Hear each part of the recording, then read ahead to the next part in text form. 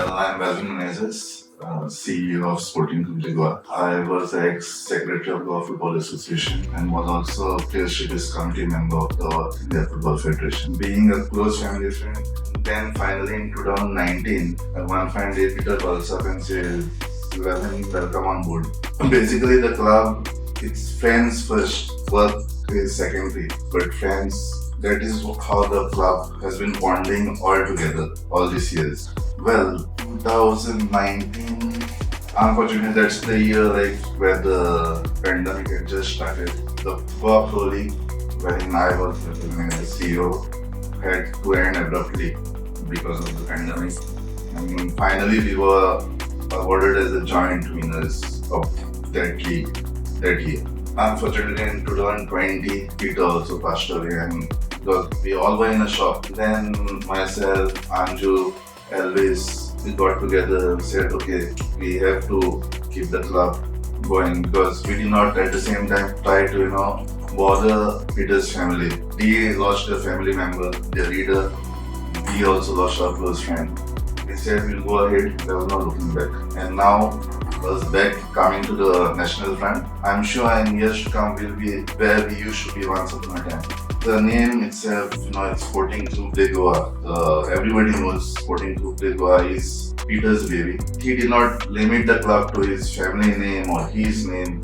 He gave the name of the state. As we all may be knowing that there was a club in Portugal still existing, Sporting Clube de Portugal.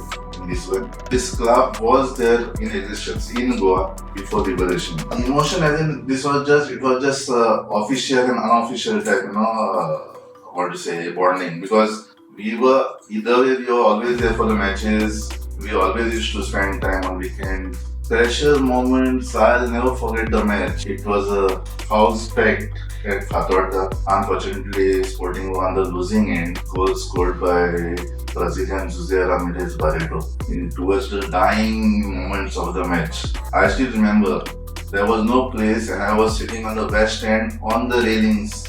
It was such initially the association had a tie-up with the organization as an Australian outreach sports program. That is the time GFA had centers all over. At the same time, in 2012, the government of Goa declared football as a state sports. Goa Football Development Council was formed, and they eventually had centers all throughout Goa. So grassroots football have been run by them. Coming to Sporting, pre-2019 had a very good setup of grassroots football. Give you two names. One is Stanley Fernandez and one is Lloyd Mascarenas. These two boys were right from our grassroots program. These two boys are face of our youth setup who came all the way to play through all the age groups to the Pro League club and to the I-League 3 also. I think in Goa, Sporting Clube De Goa was one of the first clubs who organized on their own, and the era in that he will on the right way to take Peter's legacy and to ensure that the club is seen on the national front. It's a good move to get Savio on board, and I'm sure he'll help the club to grow much bigger, especially with his expertise being an instructor at AFC level. Anju is the backbone of Sporting along with Peter. The guiding force to us also, although we are there in positions, not only me, the others also take Anju's opinion and his advice.